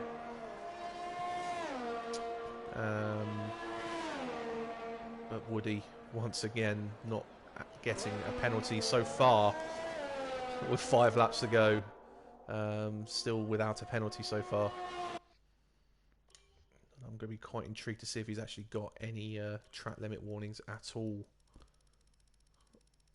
And this is he's got 1. Maybe not as bad as Canada in regard to track limits, but those last 2 corners, as well as on the exit of turn 6 and turn 7 as well, there's really a lot of places where if you just run a little bit wide, and the racing line is just right on the edge of the white line, so any sort of mistake results in a warning, and Woody just seems to not have an issue with that. It's great to see that type of consistency for 68 laps and still having less than 3 warnings throughout the entire race. It's really impressive. Yeah, it really shows the kind of race he's had when in. I think we'll find out that Woody's only mistake is that he's only got 1 warning. That is his mistake he's made. He's accumulated 1 warning this entire race, and that was on lap 57. So it's just, another smooth, clean drive for Woody, and the pace to boot as well. It's just the perfect combination. Once again, Cal might be wishing I'm not doing commentary, because every time I've done commentary, Woody has gone on to win. So I know he's still moving up to AL1 next week anyway, but yeah, I don't know if that was just a little superstition there. You never know. Maybe Woody would have been wishing you'd been here from the start of the season, and championship standings might look a little different. I think it would look a little different if Woody was here from the start anyways. He didn't start till China, Yeah. did he? So, yeah, what would the championship positions look like if Woody had been here from Australia? He has certainly come on strong these last couple of weeks. It's been great to see. And it does seem like the rate at which Woody and Cal are continuing to improve their pace as well is something that they were already front of the pack at the beginning of the season, and now I think they're just distancing themselves more and more each week. Yeah, definitely. They've just been making those improvements like anyone aims and looks to do, but they're just finding more and more pace, which just means that they find themselves further and further out in front. And on a track like this, where normally you would expect things to be a little bit closer, with the shorter lap and the fact that, you know, slipstreaming DRS is so effective around here, for Woody to be 50 seconds ahead of Cal is, yeah, it just really shows the pace advantage that he has right now. As Cal's gone for another stop, hasn't he? That's why it's 50 seconds. He's run out of softs, so he's going for the medium tyre, but yeah, 50 seconds. And everyone up to and including fourth, one lap down. It is quite the gap out in front as our race leader now starts his final lap of the race. Lap 71 out of 71. Woody Wolfe put it on pole. He had a comfortable gap in qualifying, and he never looked back from there. Got a great start, completely checked out, built a gap up on the first stint, and that gap has only grown as the race has gone on. Yeah, the first 5 laps was pretty much where the damage was done. He built a 5-second gap, so he was over a second a lap quicker than the pack in the opening 5-10 laps, and he's just built it up from there. He's not pushed the car, as we saw when we were on board with him for his fastest lap of the race. He does not look like he's been pushing that at all. He's kept it within himself, and it's been another fantastic victory for him today. Yeah, might be in AL1 next week, but for now it is 3 in a row for Woody Wolfe as he wins the Austrian Grand Prix in AL2. One of the best drives we've seen, just absolutely flawless from the Racing Point man. And Maxi Old Dad's crossing the line in 4th and 5th. As we now have a mix of cars. A lap or two down, crossing the line. Prev in 7th, James Laws in 8th. Silva Slugger crossing the line, confirming his race finish. And now the other man who will be saying farewell to AL2. A big challenge ahead of Woody and Cal, but they take another 1-2. They'll be teammates next week. We'll be hoping for a result like that in AL1 as teammates. A 1-2 for Woody and Cal.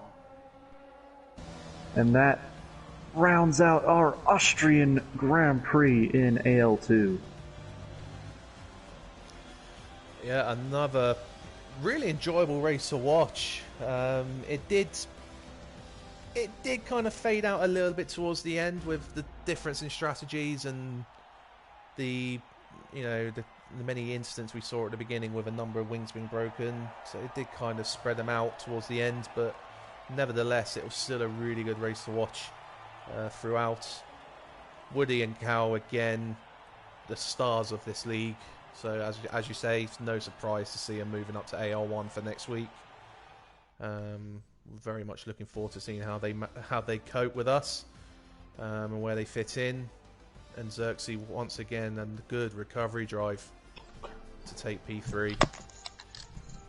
So we'll just take you through the final classifications of our Austrian Grand Prix. Woody Wolfie getting his 3rd win in a row and fastest lap to go with it. Cal in 2nd.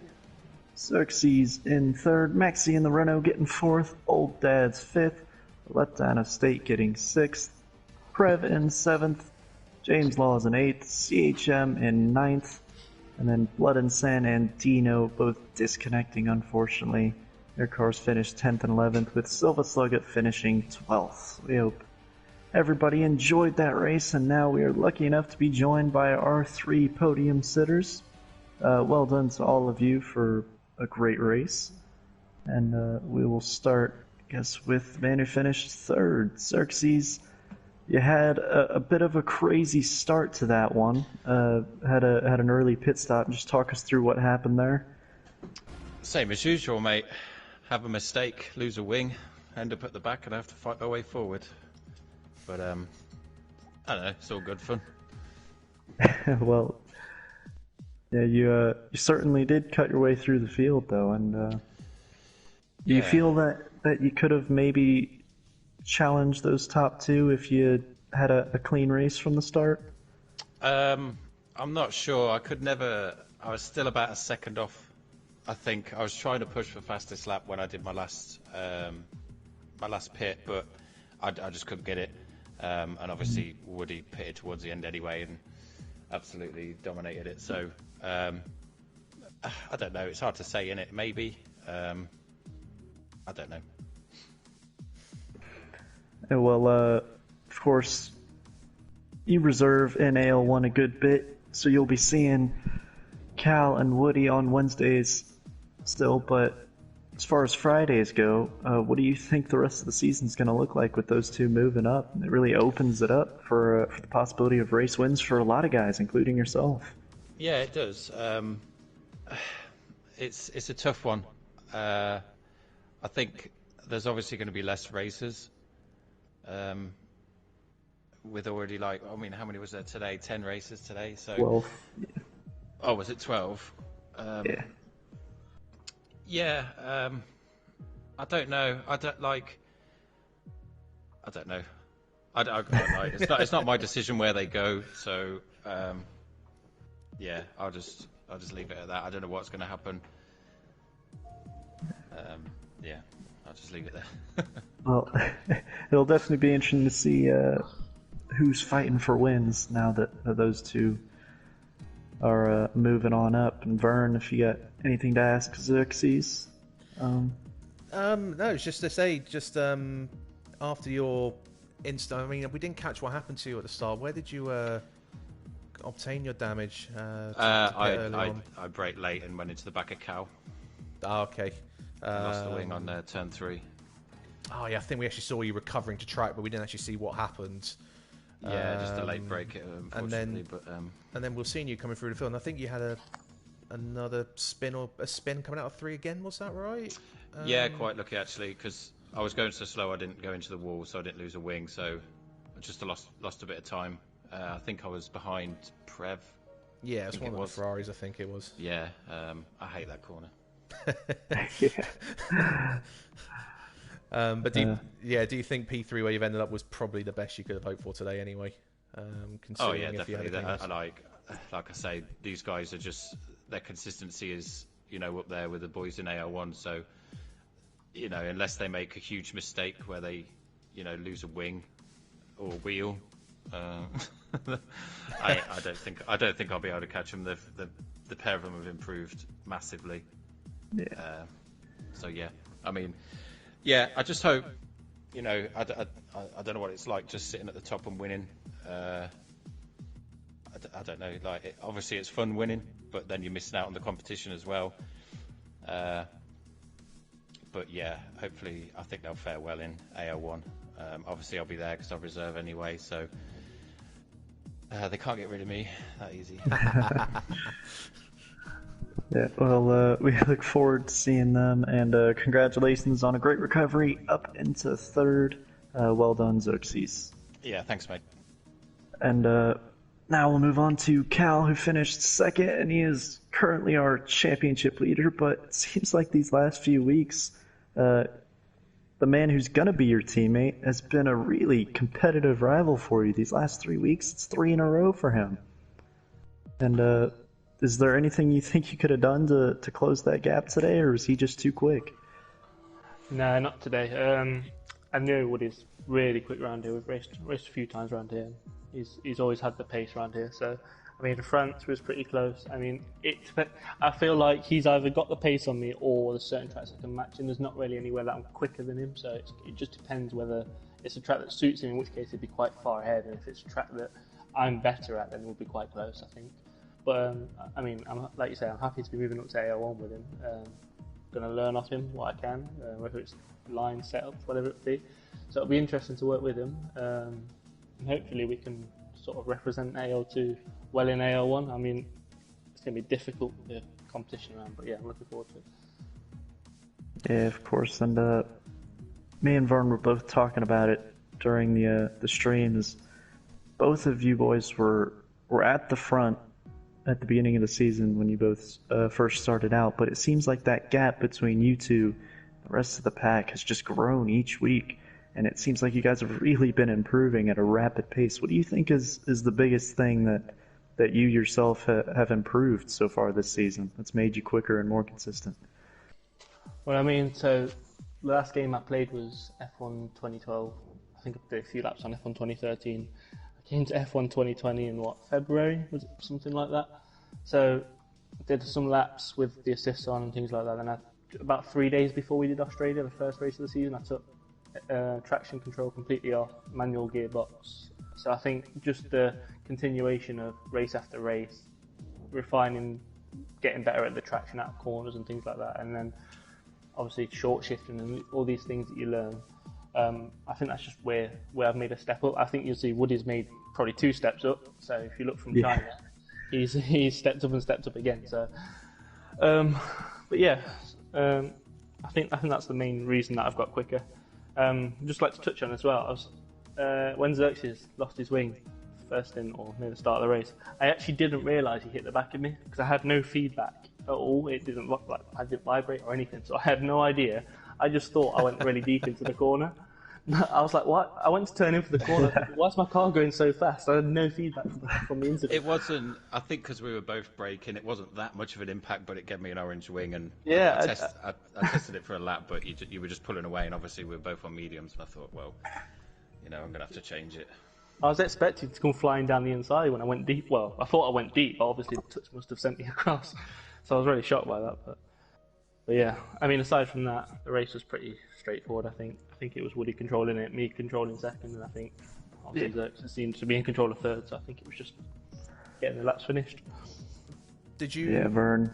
Yeah. Did you not have a very good feel on those mediums at the start? You pitted very early on your mediums at the beginning of the race there. Was there a reason for that? Was it just purely just didn't feel nice? What was the main reason for that early stop? I think I knew Woody was far ahead. Like I said, I knew before the race he was going to have the pace around here, so I just really trying to consolidate second. So I knew that being on the quicker tyre for most of the race was always going to be the best, especially after the start. So I start P6 or something like that, and I got my way up to P4, I think. But I knew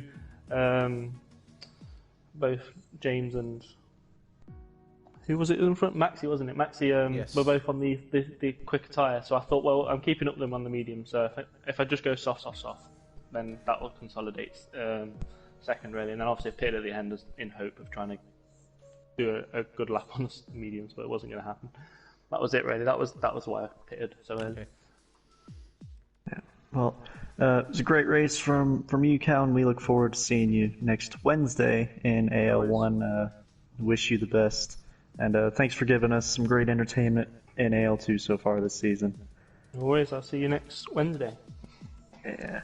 And now our race winner and the man who's made it 3 in a row, who will also be moving up to AL1, Woody. I know it's never as easy as it looks, but I mean you controlled that from qualifying all the way through the race, and that was. Is this just a track where you feel really comfortable? Because it certainly looked like it out there today. Yeah, I don't have any trouble with this track. I'm pretty happy with it. Yeah, did spend a couple of days working on a setup, which I was comfortable with, and then yeah, it was a pretty controlled race after that. Just covering Cal for the pit stop, even though the gap was quite big. I think if he started on the softs, it would have been a closer battle. Mm. But yeah, it was fine. Yeah. And so looking ahead to next Wednesday, and me and Vern, both as AL1 drivers, are really excited about you guys moving up. Have you guys been paying attention to AL1? Do you guys have any sort of expectations going in of where you hope to be? Or are you just going in trying to do the best that you guys can do? Well, yeah, I have an expectation of finishing in the top 10. Mm. And Okay. I expect it to be a lot more competitive. I've raced with you in AL1 a couple of seasons ago, so I know how it is with some of the drivers. It's quite a difference in pace. But I'm happy to go and fight for the points. That's going to be the objective. Yeah. Yeah, I And think you're happy to work with Cal as well. We're going to try and do the best we can for the team. It'll be nice to get them McLaren seats filled as well. Yeah, definitely. I think for me, personally, I raced at China, AL1, did okay. I think, was it P7 I came, but it was a bit of a dodgy race where there's lots of safety cars, and it sort of, I think, had more of an effect on where I finished than anything. So, but I think, like Woody said, if I can get into that top 10 in a couple of races and be around, just battling, I'm really excited to battle, because I think you've seen the last 3 races. I've done about 200 and something laps, and I've not had to really do an overtake. I think Xerxes went off wide today, which I got a run on him, so it wasn't really much of an overtake. Maxi and James were in the pit, so I think it'd be nice to get to learn my racecraft, because I've not really had a chance to, although AL2's allowed me to get some consistency and work on the fundamentals of my driving. I think it'd be nice to take that into a more side-by-side action where I've got to react to cars around me. So I think that's what I'm hoping to get from it personally, as well as getting points. It's just being able to race side by side. Yeah, one thing I wanted to ask Woody, when you set your fastest lap on your final stint there, was that you giving it everything you had? Because we were on board with you, and it looked like you were just leaving so much margin for error to ensure you weren't getting any track limits. It looked like you left a good 3, 4, 5 tenths in the bag. What was that? The same opinion for you, or? It was me going for it. I was even in minus fuel, so I was going for it just to do it. But I just made sure I only had one warning the whole race. So Yeah, I noticed that. I did have a look. I just wanted to keep that penalty count to a minimum. I knew it could come in handy if there was a safety car later, for example. I thought you were supposed to get as many as you can. Fuck. I had a feeling there'd be a safety car. I'm quite surprised in a way. It's good for everyone that we haven't had a safety car in 4 races, which is pretty good. Yeah. But I really thought we were going to have one today, so I thought, right, keep the penalties to a minimum, because then when the pack comes together, you've got a little bit of an advantage. So Yeah. I didn't push it all on maximum. Yeah, it's certainly. I don't know if it was just a perspective from spectate mode, but it definitely looked like it was comfortable, even though It was you're very, setting that very fastest lap. smooth. It was very, very smooth. I'll have to check it out if there was an onboard. Yeah, Yeah, I was on board with you for the entire fastest lap there on my stream, so definitely give it a check as if it seems to coincide with what it looked like from your point of view at the time live. Yeah, sounds good. What is your account? It's just my my name, so Joe Vernon, VERNON. It's literally that. I did link it in the I'll link it into the AL2 chat so you can have a look at it. I'll check it out.